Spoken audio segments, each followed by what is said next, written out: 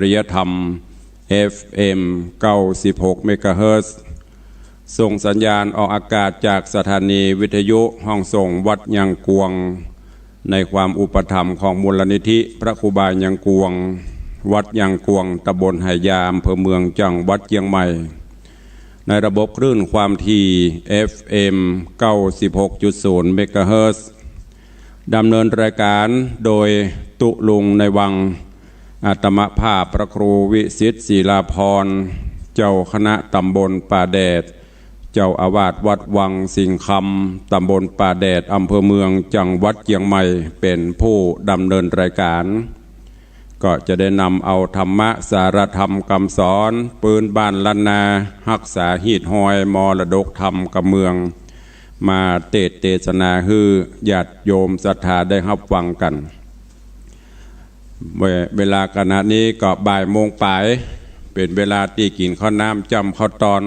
เผลออาจจะนอนเมื่อจะเลอะยายเม็ดเข้าลุกเนอะตื่นกันได้แล้วเนอะมาแล้วตุลุงมาแล้วเด้อบ่ายโมงปลาย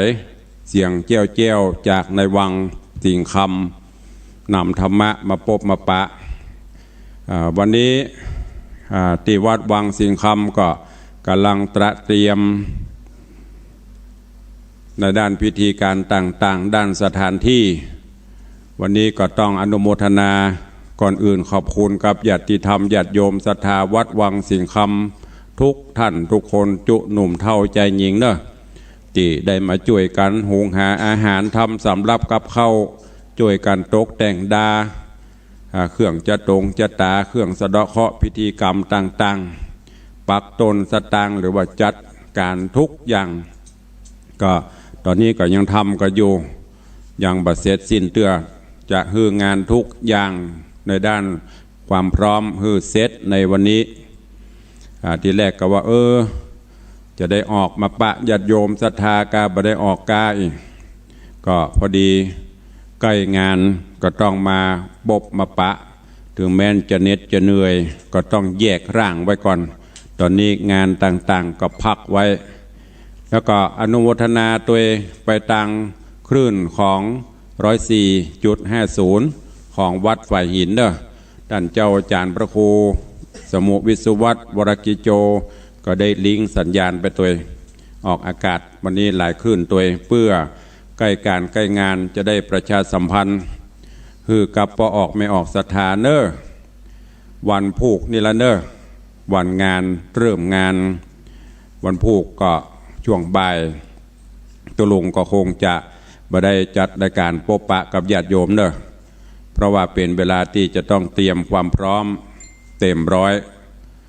วันนี้ยังปปลีกเวลาคือครูบาอาจารย์พระเจ้าประสงค์องค์เรียนเปิ้นธรรมทั้งนอกศรัทธาญาติโยมจัดกันไปกับปลีกเวลามาจัดรายการมาพบมาปะกับญาติโยมศรัทธาก่อน เพราะว่าก็เดี๋ยวจะลืมตุลุงละไปฟังลืมกันเถอะเนอะบ่หายปฏิไหนถ้าประจำเป็นแต่ตุลุงกับบละญาติโยมศรัทธาเอารายการสดจากเตาบ่จะเอาแห้งนะถ้าตุลุงบ่อู้ย่อยเปิ้นบ่แห้ง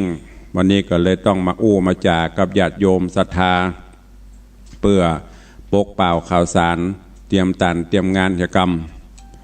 เพราะว่ามันใกล้เข้ามาละวันพุธนี้ตามกำหนดการงานบำเพ็ญบุญงานทำบุญกุศลวันพุธนี้เมื่อไงก็เตรียมความพร้อมเต็มอัตราแห่งกรรมที่ไหนมันขาดตกบกพร่องก็จะได้เตรียมเพื่อพร้อมส่วนพิธีการต่างๆก็จะเริ่มขึ้นในเวลา 15 นาฬิกาเนอะหรือว่าบ่าย 3 โมงก็จะได้พบได้ปะกันแล้วก็บ่าย 4 โมงก็จะเป็นพิธีสะเดาะนพเคราะห์ก็เดี๋ยวก็ท้ายรายการจะได้อู้ได้จากกับญาติโยมศรัทธาแห่งกรรมเนาะตอนนี้ก็ฟังน้ำฟังธรรมเพียก่อนฟังน้ำฟังธรรมแล้วก็ท้ายรายการสักเล็กน้อย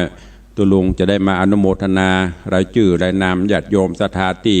ปอจะประกาศได้เนาะเพราะว่าญาติโยมก็สายทานน้ำใจละหลั่งไหลมาถ้าว่าประกาศจะได้ขัดตกบกพร่องก็ส่งมาอภัยไว้ก่อนเนอะ โอกาสบัดนี้เจิญจวนญาติโยมศรัทธาได้ติดตามรับฟังพระธรรมเทศนาปืนเมืองเหนือเรื่องกำพระเล็กในที่ได้เทศนาคือมาถึงผูกทวนที่10ตอนที่1จบปริปุณนังไปละวันนี้ก็มาฟังกันต่อในผูกในตอนที่2ของผูกที่11ว่าเรื่องราวจักเป็นจะใดเจิญสาธุชนญาติโยมต่างหลายตั้งอกตั้งใจสดับรับฟังพระธรรมเทศนากำพระเล็กในตอนที่2ของผูกที่10ณโอกาสบัดนี้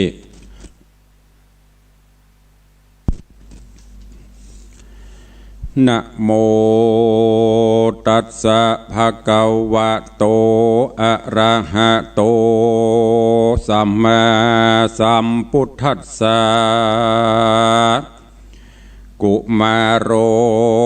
อิทธิญาปุชิตาวัจจานังสุตวาตะมัทธังอจิกิตวาสาธโบฟังลาโสตุจันนาสัพปุริสะตังลาย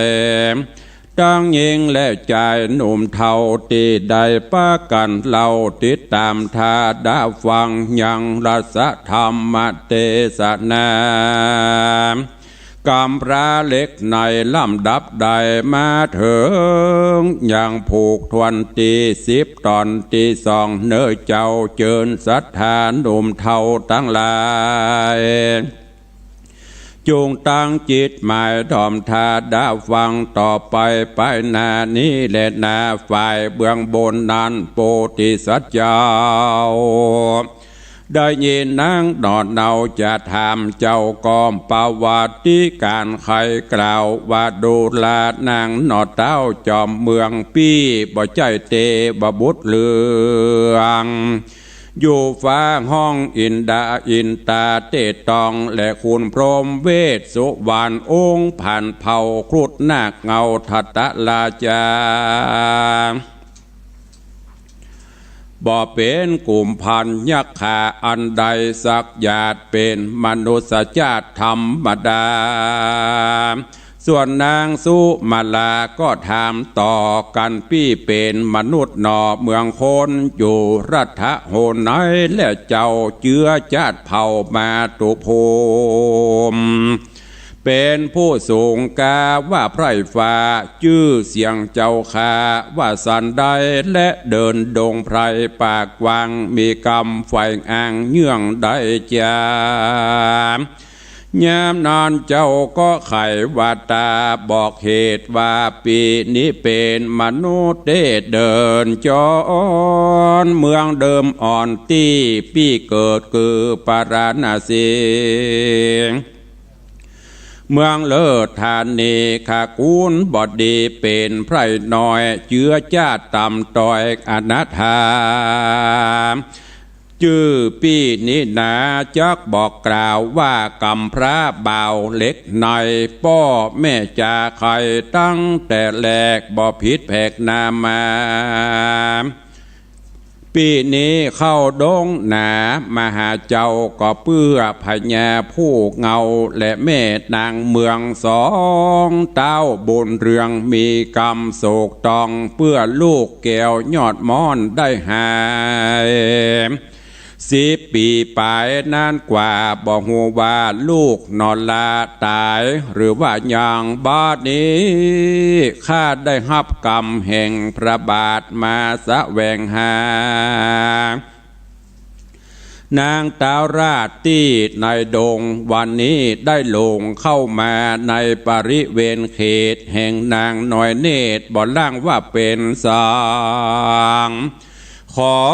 ความขุนดังพักผ่อนกันหายอีดอ่อนจักเดินไปแถมยามนานนางจอมแป้งธิราชได้ยินเจ้าโอกาสทะแหลงคายบ่มีเล่ห์ในลวงหลอกนางเกี่ยวยอดสุมาลากับเจ้าบวชตองบุพาสองเจ้าก้อมปากันโคดเข้ามาหายังโพธิสัตตาบ่เศษน้อมนิวเนตรยินดีข ขอเจ้าบุญมีเป็นตีเปิ้งอาศัยซึ่งองค์คำขอได้โปนยักขังในป่าปิกบอกแน่นอเมืองฮือหายกำเครื่องโศกเศร้าเหตุยักปูเท่าลักเอานำมา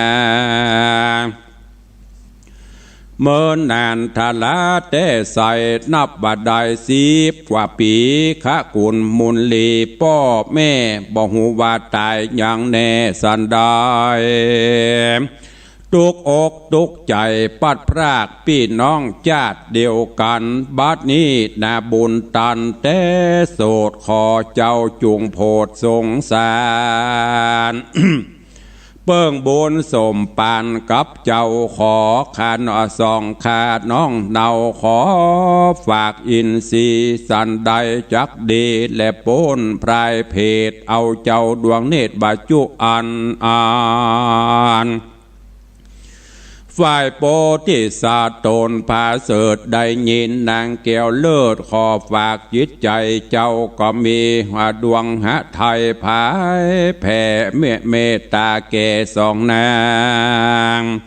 แล้วเจ้าก็กล่าวว่ายักปุ่มควางตัวกล้ามันไปลีนาอยู่ต่างใด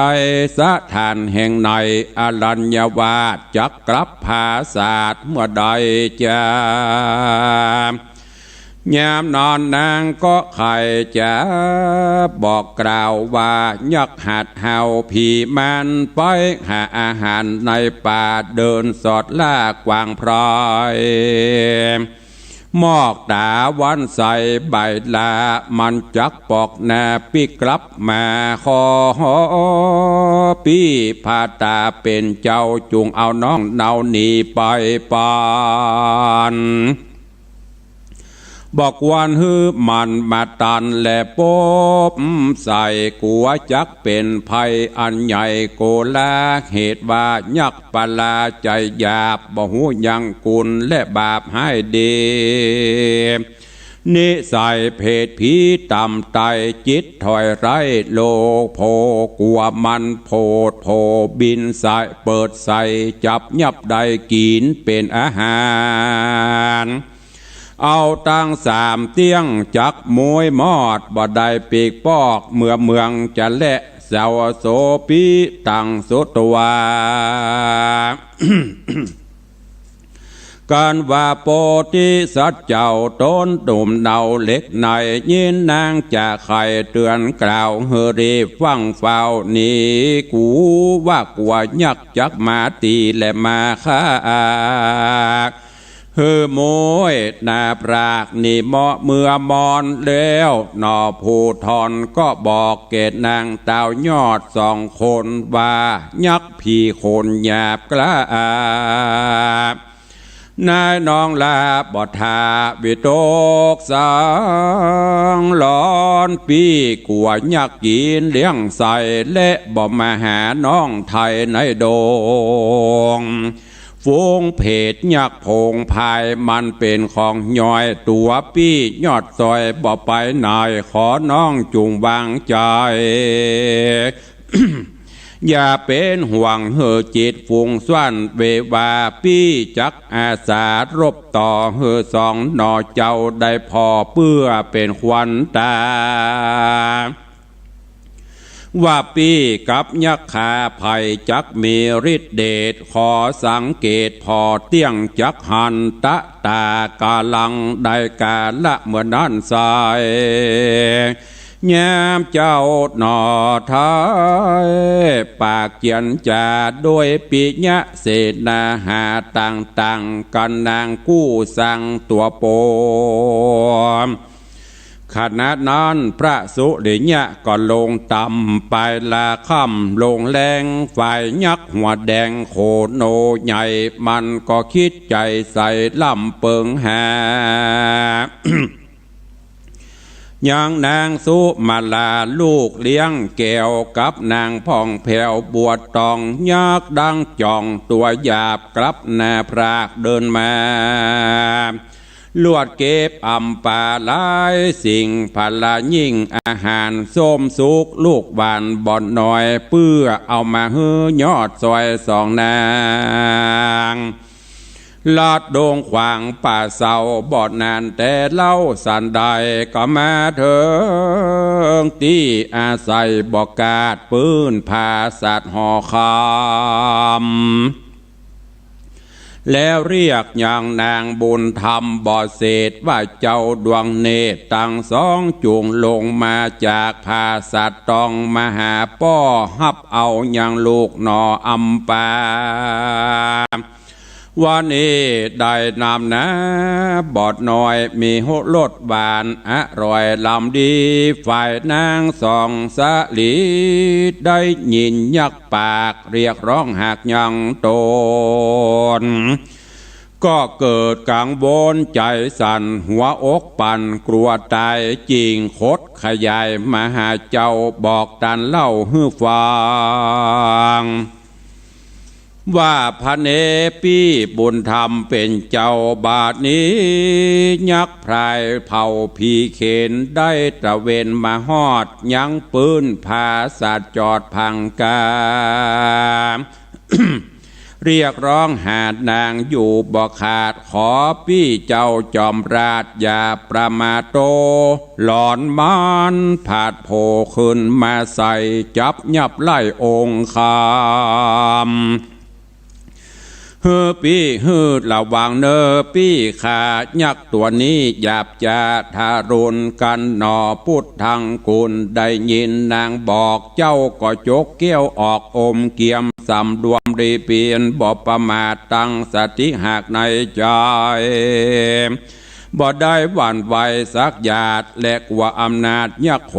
ยามนานยักบ้านโลตำไตมันบ่หานนางหนอท้ายนักดาบจาบ่หันสองนางหนอดลาลงมาเอาพาลาและลูกไม้เหมือนก่อนเตะใส่ตังวันส่วนผียักษ์ก็นึกประหลาดจะได้ลูกหักจะลาดตังสอง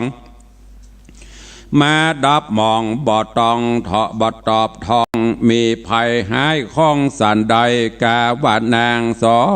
งใส่ยาลับลืมตื่นยังบ่จืนอุลาบ่อ่านรอยว่าเป็นโรคาเมื่อยไข้เจ็บหัวลวดบ่สบายใจบ่ได้ยินเสียงจามและไอสักหยาดรอยมีทุกผาดตนตัวตนการยักผีโคนล่ำเปิงแล้วก็คืนไปหานั่งแก้วบนพังกาก็หันกุมาลาองค์ผ่านเผาอยู่กับนางหนอดเดาตั้งสองยักผมยองก็เกียดใหญ่เลือกตาเข้าใส่กุมารกล่าวโดยโบหารกำหยาบว่ามึงมาประมาทกูสังลักมาอยู่กับบุตรตังบ่ถามไทยกระตำตัวเป็นใหญ่กระตำตัวเป็นใหญ่เหลือแก่กูไอ้ญาติสัตว์โถมึงบ่หูใดอย่าตกกลางป่าไม้อยู่ตกกลางป่าไม้ดงดอนบ่ได้เดินจอนเข้าเขตมึงป้อยมาลักก่อเหตุหาเรื่องคนเดียว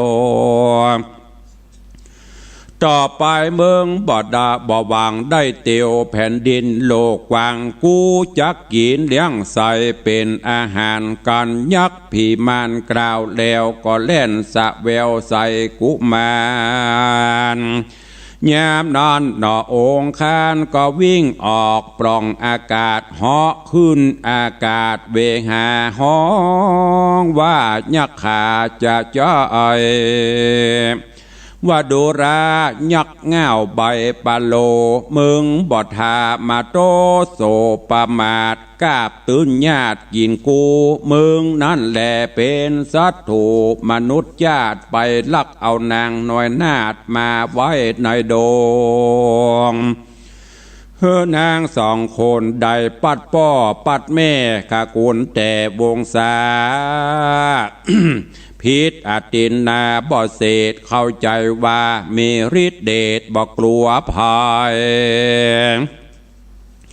การบ่พอใจฮื้อขึ้นมาบนอากาศลองดีหากจากหูกันร้อนกูบ่สำคัญและยันบ่มาถึงด่านดงพราย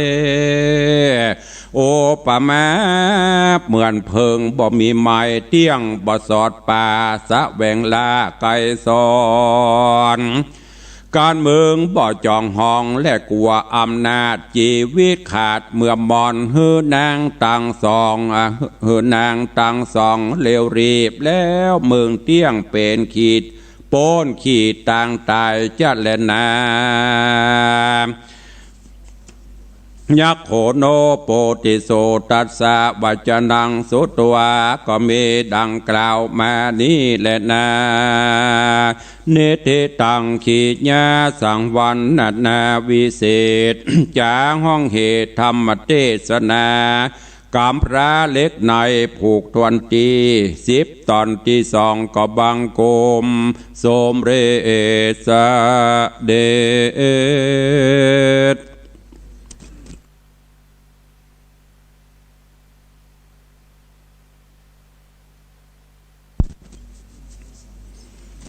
ก็วันนี้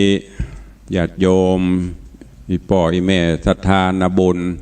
ก็ได้ฟังกำพระเล็กในจบกันไปอันเป็นตอนที่2ผูกที่10เรื่องราวก่อนนี้ก็ต่างโพธิสัตว์เจ้ากำพระเล็กในก็กำลังไปช่วยนางสุบลาฮือโปนจากการที่ถูกยักษ์นำปลาไปก็ญาติโยมติดตามฟังกันเนอะตุลุงก็จะได้เอามาเทศนาเฮือจนจบ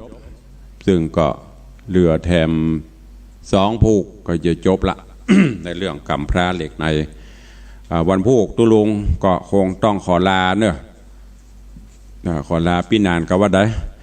ก็ใกล้งานแล้วก็จัดก็จัดเขาจัดอะแต่ก็ยังว่ามันเหน็ดเหนื่อยทางกลางวันทางกลางคืนเนอะต้องเตรียมงานทุกอย่างเป็นตั้งแต่พันลงยันผู้อำนวยการใหญ่สปันอยู่ในหัวอกเพราะฉะนั้นก็วันพุธนี่3 โมงเพิ่นจะเริ่มพิธีแล้วถ้าตุลุงมาจัดบ่ายโมงถึงบ่าย2มันจะบัตันขอลาไว้ก่อนเดี๋ยวก่อยแล้วการแล้วงานก็ปบปะกันเต็มตีเนอะวันนี้อนุโมทนาบุญเนอะสายทานธรรมหลั่งไหลมาบอกขาดสายมีถึงวันก็ขอบคุณกับทุกท่านทุกคนตัวเองก็เดี๋ยวตุลุงแล้วงานดีๆเขาจะพิมพ์จดเอาลายหมายเอาชื่อแล้วก็จะได้นำมาประกาศประชาสัมพันธ์ให้กับทุกท่านได้ร่วมโมทนาบุญกันเป็นครั้งนี้ไปเนาะขอบคุณที่พอจะประกาศที่จำได้ขอบคุณอนุโมทนาบุญกับโยมป่อสุเทพโยมแม่นพวรรณอินเทียมบ้านแหวนห่างดงอายุโยมป่อเป็นได้80 ปีขับรถยนต์มาคนเดียว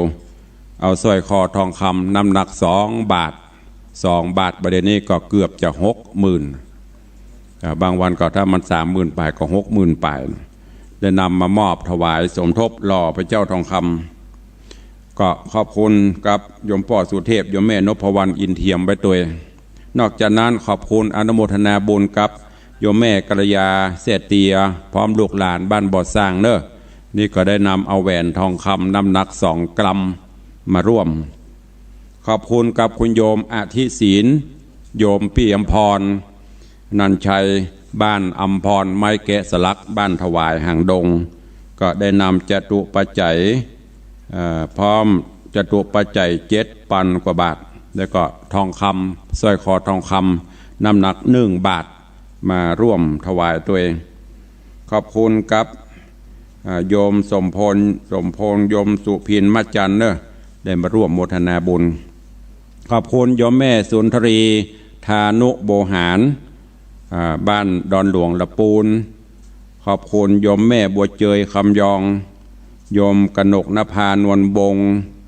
เด็กหญิงสุภการธานุโบหาร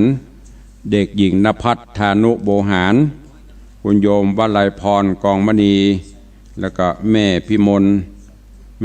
ลมีชัยร้อยตำรวจตรีวิเชียรธานุโบหารโยมปิยชัดธานุโบหารเนอะอันนี้พี่น้องบ้านดอนหลงตำบลบ้านแหลมอำเภอปะสร้างจังหวัดลำพูนได้มาให้มาหอมตัวก็ประชาสัมพันธ์ฮือทราบแล้วเนอะรายชื่อรายนามขอบคุณลูกหลานบ้านโฮจินและคณะเนอะบ้านฟ้ามุยได้นำเอาข้าวสารจำนวน10 กระสอบแล้วก็บานงานเจ้าลงทานมาตัวเป็นโรตีผัดไทยขอบคุณทุกท่านตัวกราบขอบพระคุณเมตตาบารมีของหลวงพ่อท่านพระครูวัดหนองกายก็ได้นำน้ำดื่มจำนวน2,000 ขวดมาร่วมโมทนาบุญอนุโมทนาบุญกับโยมป่อปันเปียนรงค์บ้านแม่คือก็ได้ร่วมเป็นเจ้าภาพน้ำดื่ม200 แพ็คโยมแม่เท่าวังเงินบุญชัยแล้วก็หลายๆท่านเนอะตุลุงก็ประชาสัมพันธ์ไปบวาดบวายเหมือนกันหลายท่านดีอกดีใจสายทานธรรมจากพี่น้องญาติธรรมที่ได้ฟังรายการตุลุงบอกว่าจะอยู่คลื่น 104.50 บอกว่าจะอยู่คลื่นของ 96.0 และก็หลายๆคลื่นตลอดจนที่ฟังทาง Facebook เฟซไลท์ทาง YouTube อยู่ก็เป็นสายทานธรรมอันยิ่งใหญ่ที่ได้หลั่งไหลเข้ามาสู่ร่มอารามวัดวังสิงห์คำเนอะขอขอบคุณตัวเองก็จะไปลืมกันเนอะท่านผู้ใดว่างเว้นในวันพรุ่งนี้ก็มาได้ช่วงบ่ายวันพรุ่งนี้บ่าย3 โมงทักษิณานุปทานแล้วก็มีการสะเดาะนพเคราะห์วันฮือเป็นพิธีใหญ่พิธีหลวงพิธีอันสำคัญก็มาห่วมกันเนอะเหลือเวลาทำน้อยเนาะใครอู้ใครเอ่ยตัวตะลุงใครตักใครตายในรายการเข้ามาได้เนอะใครจะมาห่วมพ้อง พี่น้องที่เจ้าหงตาลมาก็มีหลายเนอะที่ได้รับแจ้งผ่านมาทาง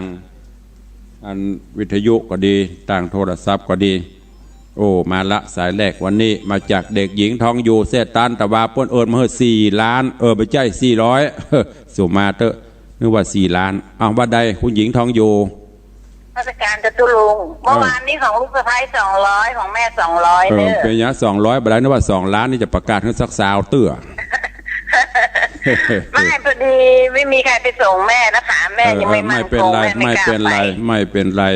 ไม่มั่นคงก็อยู่ก่อนถ้ามันมั่นคงค่อยมาเด้อ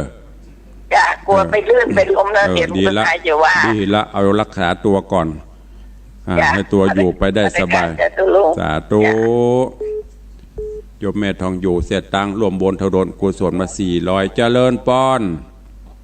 เจ้าจากน้องแจนเจ้าจากที่ไหนเอ่ยลืมละโอ้ก็ลืมกันมันได้ยินกระเสียงนั่นคือแก้วประบูนมันบวกอ่ะว่าจะได้วันนี้เอาวันเสาร์เนาะจะเป็นวันเกิดของแท่นพระครูอันก็บุญก็สบายได้เลยแม่เจ้าจะฝากคนปลายกับคนเหมาโลดละดีละเมื่อก็สบายเมินแล้วได้10ก็จะได้4 เดือนแล้วกูเกี่ยกับไปเป็นยังเด้อบ่เป็นยังฝากกันมาก็ได้เด้อเจ้าเจริญปอนอนุโมทนาแบ่งกันคนน้อยเนอะเวลามันน้อยสาธุกับน้องการเจ้าเจริญปอนแม่ลันจวนปัดติ้วบ้านหม้อเจ้าคนว่าได้ไปก็ฟังอยู่เนอะขออนุโมทนากับที่คนได้ไปเนาะสาธุบุญรักษาเช่นกันเด้อนมัสการเจ้าอันนี้หมู่บ้านปัดติ้วชอบติ้วแก่งเพื่อข้ามหัวเจริญปอนสายต่อไปเข้ามาเด้อ0817836540วันนี้ลิงก์สัญญาณไปถึง104ตัวขอบคุณว่าจะได้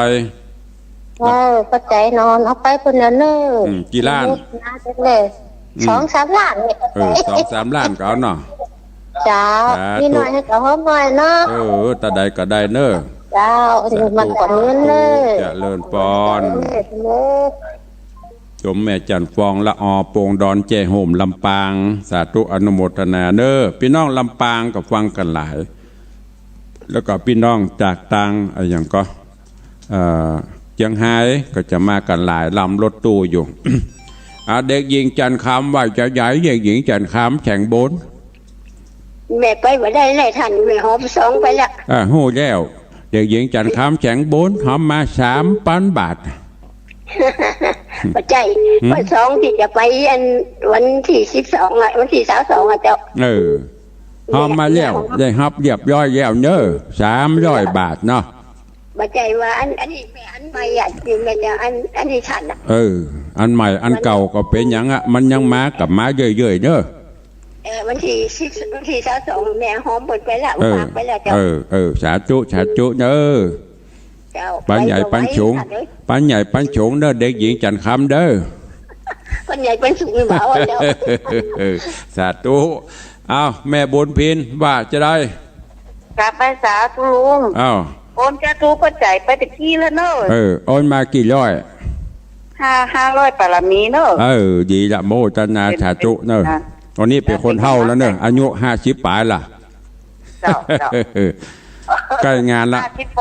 ใกล้งานละแล้วงานเขาจะส่งไปสวนปรุงแล้วนะไปจะไปไป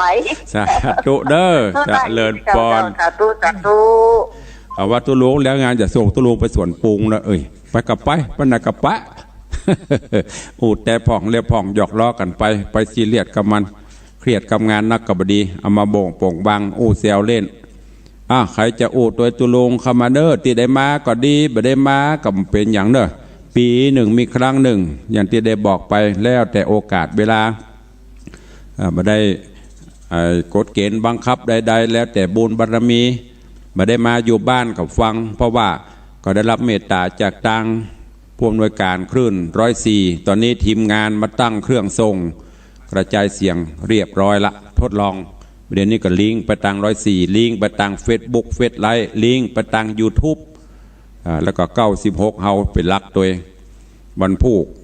ตอนเย็นตอนเช้า104จะถ่ายทอดสัญญาณตลอดวั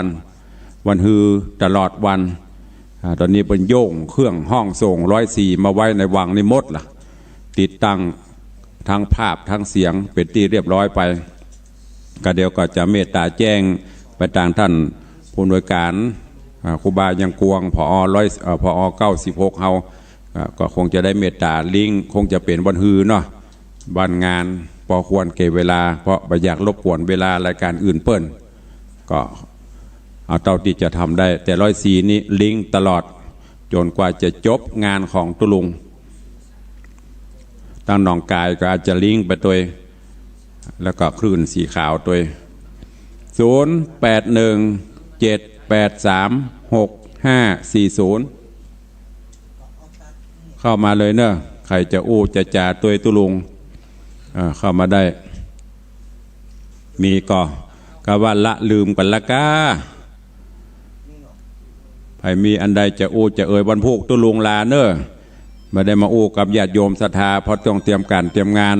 วันนี้ก็เลยขอเวลานักหน่อยประมาณ20 นาทีอยู่กับศรัทธาญาติโยมเจริญพรภาษาว่าจ้าตกลงมีตีไว้คือพระเจ้านอนลงทานว่าจานมีไป3ห้อยประสีปุ่นมีสัก3อย่างเนี่ยเลิกไปนะถึงเรื่องโฮงตานแม่แจ้งมาแล้วมั้งก็แจ้งเป็นแล้วนะเด็กหญิงยังก็ตะกี้ไม่ได้ประกาศถึงหญิงเพ็ญศรีค่ะเพ็ญศรีนามสกุลศิลธนันชัยแล้วตะกี้ได้ยินประกาศก่อนตะกี้เขาไม่ได้ประกาศก่อนเด็กอะยังจะลืมไปแล้วเดี๋ยวก่อนเดี๋ยวจะประกาศทำกรรมขี้หลงขี้ลืมมันนะแต่บ่ลืมขี้นะจะไปกันเยอะอยู่นะทุกลุงมาเลยมาเลยถ้าฝนบัดตกมาเลยที่ห่วงประเด็นมาห่วงหยาห่วงพายุมาใหม่นี่ประเด็นนี่อันอื่นบ่ห่วงอย่างละจะมันเนาะก็ไปแบบมาก็ไปอีกะม่วนดีอ่ะเนี่ยคนใจถึงยันนั่งยันยืนยันไปเลยแต่ลูกอะไรจะมามันจะมาต้องมาเถียงเนาะ มาได้ เจ้า สาธุเด้อ สักอย่างน่าจะไปอย่าง สา เนาะ ธุเจริญพรนะแม่เด้อ สาเจ้าเจ้าไว้ เจริ สา ญพ เจ้าร สายต่อไปเจริญพร นมัสการเจ้า ว่าจะได้เจ้า จากหางดงเจ้า บ่ได้ จะไปอยู่เนอะวันเสาร์ก่อนนะเจ้า ถ้าบ่มาจะตัดออกสามโนครัวแล้วนี่ ไปเจ้า ถ้าบ่มาจะโดนตัดไม่อยากทำไปโดยหลายอยู่เจ้า มาเลยเนอะสาธุเนอะ เจ้า เจริญพร เจ้า สายต่อไปเจริญพร ไม่แต่เจ้า บ่ได้ดีถ้าได้ทอดแต่คนเท่าที่ไปมันได้ไปอยู่บ้านพัก ก็นั่นนะคนใดมาเอาสองคนเจ้าขอบคุณหลายๆเจ้าที่ถ่ายทอดมา สาธุเนอะ เจ้า เจริญพรขอบคุณอนุโมทนาทุกเสียงทุกสายเนอะที่ได้ร่วมรายการโทรเข้ามาเรื่องโรงทานเนอะเดี๋ยวตัวลงขอเบรกแป๊บเนอะเดี๋ยวขออนุญาตแป๊บเดียวเรื่องโรงทานขอเมตตาแจ้งให้ทุกท่านเนอะถ้าเป็นไปได้เดี๋ยวก่อนเนอะฟังตะเล่เดี๋ยวก่อนขอเรื่องโรงทานก็เดี๋ยวจะลืมขอเมตตาญาติโยมที่จะนำโรงทานมาถ้าเป็นไปได้ขอบรรจุกล่องพร้อมแจกยกเว้นที่มันเป็นน้ำเป็นอย่างที่มันทำลำบากนั้นก็เป็นอย่างอาหารที่กินได้เป็นข้าวกล่องถ้าเป็นไปได้ก็ขอเมตตาบรรจุถุงแซวหรือจะใส่น้ำตัวก็ได้บัดใส่ก็ได้เพราะน้ำที่มีพร้อมที่จะแจกเพราะว่าอย่างที่ตุลุงได้บอกเพื่อป้องกันคนหนาแน่นเฮาพอประมาณ11 โมงพิธีใกล้จะเสร็จเฮาจะมีเจ้าหน้าที่จัดแจกตามพอออกไม่ออกสถานที่นั่งบ่ต้องลุกไปได้เตียวเพ่นพ่านกันนะอันนี้กึดไว้ว่าจะทำพิธีนี้เพราะฉะนั้นก็แจ้งไปทางญาติธรรมเนอะที่ได้นำโฮงทานจะนำเป็นเข้ากล่องขอคือบรรจุใส่ในถุงสกายแลบพร้อมที่เปิ้นจะหิ้วเตื้อเปิ้นบ่หิวเปิ้นจะไปกินบ้านก็ได้ถ้าเราจะปล่อยให้ผู้เฒ่าผู้แก่ญาติโยมศรัทธาลุกไปลุมโฮงทานเหมือนดังกู้เตื้อกู้ครั้งประเดี๋ยวนี้โควิดมันยังมีอยู่ดีบดีมันจะปิกรอบ2แล้วก็ป้องกันโดยภาพอย่างต่างๆเปิ้นให้เว้นระยะห่างเหล่านี้เป็นต้นเนอะตุลงก็ไข้ขอเมตตากับเจ้าของโรงทานทุกท่านถ้าเป็นไปได้อย่าพึ่งเปิดตั้งประจำจุดแล้ว11 โมงเฮาก้อยๆทยอยแจกสลับกันไปเนอะขอความร่วมมือแต่ถ้าเป็นน้ำเป็นอย่างที่มันจะต้องไปหุงไปเจียวเป็นทอดลูกชิ้นอันนั้นก็บอกว่ากันเนอะเจริญพรย้ายว่าใดเข้าใจนมัสการค่ะว่าใดอันนี้แม่สิเพนอินชัยเจ้าตอนนี้แม่สิเพนอินชัยบ่ได้ไปงานของตุลุงเนาะร่วมทำบุญขอร่วมทำบุญ200นะเจ้ากำลังไปแล้วค่ะสาธุอนุโมทนาเนอะแม่เนอะใจไม่มาปัจจัยมาก็ยังดีนะใจต่อใจเนาะเจ้าสาธุขอบคุณเนอะแม่เนอะบุญรักษาสาธุขอบคุณเนาะเปิ้นบ่ได้มาแต่ใจเปิ้นยังมาส่งปัจจัยมาก็ขออนุโมทนาบุญเนอะเวลาก็ใกล้จะหมดละเหลือ40ขอบคุณเนอะเดี๋ยวตุลงขออนุญาตประชาสัมพันธ์รายชื่อและนามคือกับโฮงทานเนาะที่ได้แจ้งมาก็มีโรงทานของ คุณสุทธิพงษ์บัวเงาโรงทานคณะศรัทธาวัดตาใหม่อิวัดดอนใจวัดป่าแดดวัดดอนแก้ววัดป่าเป้านอกวัดต้นตันโตนวัดเทพนิมิตรวัดต้นงิ้ววัดศรีวลีสถานน้ำทงวัดตำนักวัดบันตาอันนี้เป็นในส่วนของวัดบ้านใกล้เรือนเคียงครูบาอาจารย์ได้ร่วมเป็นเจ้าภาพนำโฮงทานมาแล้วก็มีโฮงทานไอตีเจ๊น้อยโฮงทานของโยมสุพัฒน์โยมบัวคำสมาธิโรงทานของคุณโยมพยวันตันวันบ้านหนองนามตะปูนโฮงทานของป่อบุญแม่เขื่อนแก้วสิทธิวงศ์โฮงทานของแม่จินดาตัตนังคุณการของโยมนรินทร์โยมนฤมลคำพุทธโฮงทานคุณจรัญคุณกัญญาใจอินโยมเสาคำโยมวลินทยาเตจะพร้อมครอบครัวประหลวงทองพูนสามุน ผู้ใหญ่บ้านหมู่11น้ำบ่อเย็นและญาติพี่น้องป่อสวิงแม่ยอดเรือนใสแม่โยมเครือวันนาทิโยมสุพัฒน์แย้มศิลป์น้องโมประพรนี่หงตาลแล้วก็มีหงตาลแม่เตรียมตาเฉียบแหลมบ้านสระปีหงตาลของโยมแอนโยมพันธิดาทาทับโยมพันธิดาคำแปงกลุ่มสตรีแม่บ้านบ้านตำนักหมู่1หมู่2กลุ่มสตรีแม่บ้านบ้านตาหมู่1บ้านน้ำทงหมู่2บ้านต้นงิ้วบ้านดอนใจบ้านตาแม่อิบ้านวังสินคำบ้านเกาะกลางอันนี้หมู่บ้านละหงบ้านน้ำบ่อเย็นหมู่11หงตาลของพินานบุธิชาติคำปันพร้อมด้วยคณะญาติธรรมคลื่น96หงตาลของคุณโยมวิลองลักษ์เชิดฟ้อนหรือในนามมี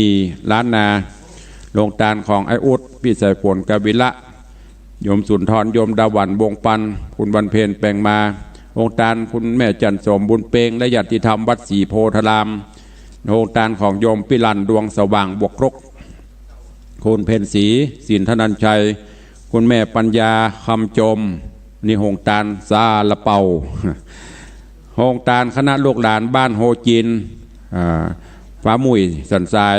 วันก่อนนำข้าวสารมาซีบกระสอบแหมวันนำสับปะรดมาแหมซีบตะก้าวันพุธวันเธอเจ้าโรตรีและผัดไทยหงตาลคุณพ่อนรินคุณแม่กันนิกาจันเงิน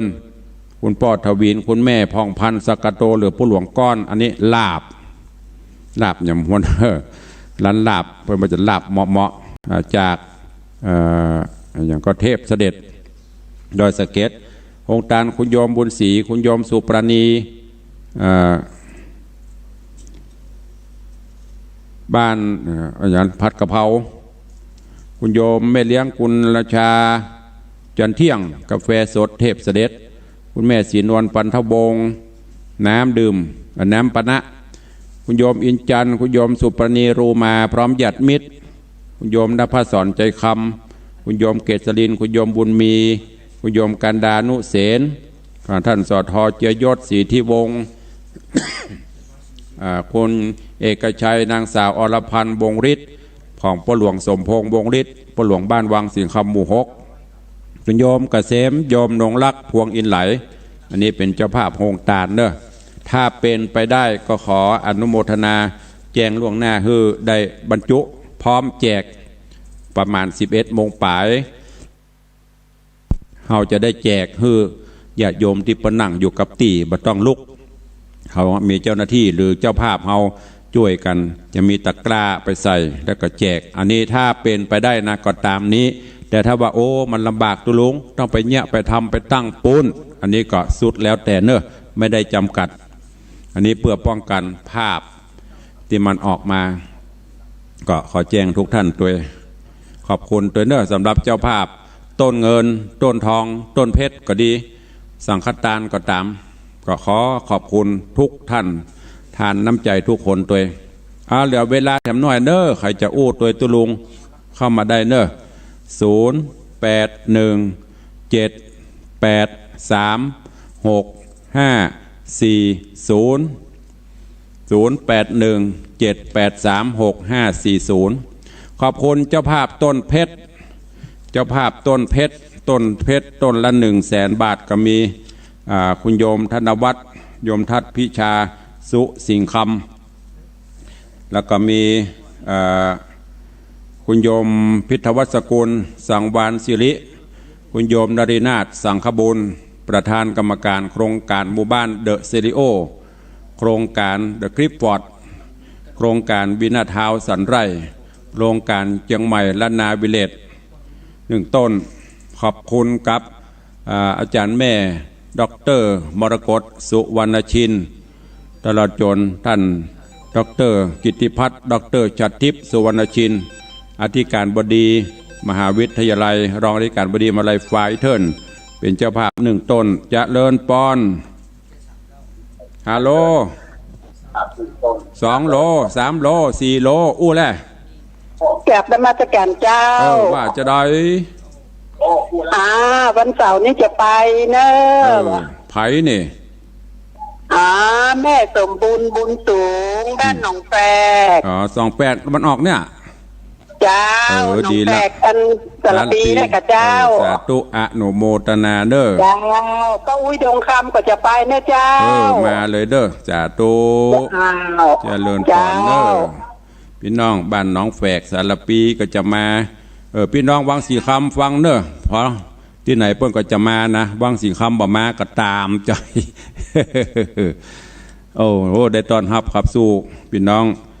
ศรัทธาวัดวังสิงคำเฮาก็เตรียมพร้อมทุกท่านเพื่อจะแต่งตัวกันงามๆเนาะศรัทธาวัดวังสิงคำเฮาจะแต่งตัวกันงามๆเนาะพิลีพะลอคำป้อคำปันป้อไผ่ป้อมันคำปันคำป้อคอยต้อนรับพี่น้องศรัทธาญาติโยมที่เพิ่นจะสู่ร่มอารามวัดวังสิงคำเนอะ ท่านที่จะนำทองคำมาให้มาหอมก่อนยังได้อยู่เนอะจากที่ตุลุงประกาศน้ำหนัก108 บาทแต่ณเวลานี้เขาจะใช้ถือหมดกัน150 บาทเพราะพระเจ้าทองคำหน้าตัก5 นิ้วต้องขยายแล้วก็ทองก็ต้องใจนักขึ้นเนอะก็ขอบคุณทุกท่านทุกคนตัว ใครจะอู้ตัวตุลุงเข้ามาได้เนอะขอบคุณกับโยมเมธาจันบานตัวเนอะบ้านประคอยใต้วันนั้นเพิ่นก็เอาทองคำเอาแหวนมาให้มาหอมตัวรายชื่อและน้ำตกหล่นตุลุงบ่ได้ประกาศไปก็ขอสู่มาอภัยตัวก็มานักมาหลายแล้วก็ได้เก็บบ่ต้องกลัวตกดินสูญทรายเนอะอย่างพี่น้องศรัทธาที่ได้รับซองสีน้ำตาลบางคนได้รับ3 ซอง2 ซองนั่นก็คือบัญชี3 เตื้อ4 เตื้อแต่จะไปซีเรียสจะไปเดือดเนอะบ่ต้องจมได้กี่ซองจังมันได้แจกก็ตามบ่ได้แจกก็บ่เป็นยังตุลุงบอกไปบางท่านโหของกูอย่าได้5 ซองของมึงได้ซองเดียวนะไม่ใช่เพราะอันนั้นแหละคือตามบัญชีไม่ต้องกลัวตกดินสูญทรายมีอยู่ก็ใครจะอู้จะเอ่ยตัวตุลุงเข้ามาเด้อเวลาใกล้จะหมดแล้ววันพุธตุลุงขอลำขอลาเหี่ยววันเนาะบอกว่าพี่นานจะเอาไผ่มาจัดแทนหัวเด้อเดี๋ยวจะมอบถวายเวลาฮื้อแล้วก็ไปเอาคืนมาลูน ตุเจ้าก็มือกันติกเนอะญาติโยมศรัทธาแต่ตุลุงวังสีคำบอกไปเตื้อ แต่ว่าวันเสาร์เขาก็ทราบข่าวการจากไปสู่ห้องนิพพานของหลวงปู่ท่านครูบาดวงดียติโกหลวงปู่ครูบาดวงดีวัดบ้านฟ่อนอายุ105 ปีได้ถึงแก่มรณภาพลงโปนบานควายหลังมาตะวาก็ได้ทราบข่าวการมรณภาพของท่านเจ้าหลวงป่อท่านพระครูโอภาสวิหารกิจหรือตุลุงบุญเลิศอดีตรองเจ้าคณะอำเภอสันทรายเจ้าอาวาสวัดสันขยอมวันนั้นไปแวะเบียนแอลหาเปิ่นที่ตึกสงเปิ่นอยู่ห้อง ICU ห้องผู้ป่วยหนักก็บ่ได้อู้ได้จ๋าเข้าไปพอห้องเปิ่นปรากฏตึมหูคิงก็ได้ว่าขอบุญปกปักรักษาตุลุงเนอะเพราะว่าเคยเรียนหนังสือร่วมกันมาตะวาได้ยินได้หันเฟซลงตุลุงเมื่อละก็ขอฮื้อสู่ห้องนิพพานตรวจแจ้งญาติโยมศรัทธาที่เคารพนับถือหูจักมักคุณเนอะก็ไปห่วมแถมบะเมินบางงานไปหามโตนละตุเจ้าหลวงวัดอย่างก็วัดลังกาหลวงพ่อพระครูวิสิตเหมือนกันเต็มเจ้าศรีลาพรเนอะสิทธิ์อย่างหัวเขาลืมไปละ70 ปลายมดมันนี่ ก็ไปแหมก็หูจักมักคุณพอดีลดน้ำศพมาได้ลืมไปละประลดน้ำศพก็ไม่ได้ไปร่วมเปิ้นเพราะเราต้องเตรียมงานอันนี้แจ้งฮื้อพอออกไม่ออกศรัทธาได้รับทราบเนอะมันเข้ากับกรรมตำนายเนี่ยพระเจ้าประสงค์จากไปที่วัดศรีโสดาก็ท่านเจ้าจารย์มหาเสงี่ยมชื่อพระครูใหม่เนี่ยก็พระครูอย่างก็เนี่ยลืมชื่อไปละจำได้กระสุดตะกิจก็84นั่นก็จะพระราชทานเพลิงศพในวันที่29เนี่ยก็รู้สึกวันหน้าใจหายเนอะครูบาอาจารย์ท่านเจ้าก็จากไปหลายรูปหลายองค์ที่อยู่ก็ขอบุญบารมีรักษาตลอดจนพอออกไม่ออกศรัทธาเขาเนอะเหลือ1 นาทีสุดท้ายก่อนที่จะจากกันไปไม่ใช่จากไปไหนเนี่ยมันหมดเวลาใครจะอู้ตัวเข้ามาสายสุดท้ายมีไหม ถ้าไม่มีตุลุงก็จะได้ล่ำลาตอนนี้ตั้งนอกก็รองานก็รอมันจะลาไปไหนนะจะต้องไปยากาศยงานเตรียมงานต่อมีก็ภัยจะอู้จะเอ่ยตัวตุลุงก็เข้ามา ถ้ามามีก็ขอรวดลาญาติโยมศรัทธาเนอจะไปลืมมีนัดพบปะกันที่ในวังวันที่21 22โดยเฉพาะงานหลักก็คือ22เนอะว่างเบนเจิญมาห่วมกินห่วมทานด้วยกันวันนี้ขอความสุขสวัสดีจงบังเกิดมีกับทุกท่านอยู่ดีมีสุขภาพพระนามัยสมบูรณ์แข็งแรงเหมือนกันจุตนจุองค์จุผู้จุคนเนอะอายุวันโนสุขังพระลัง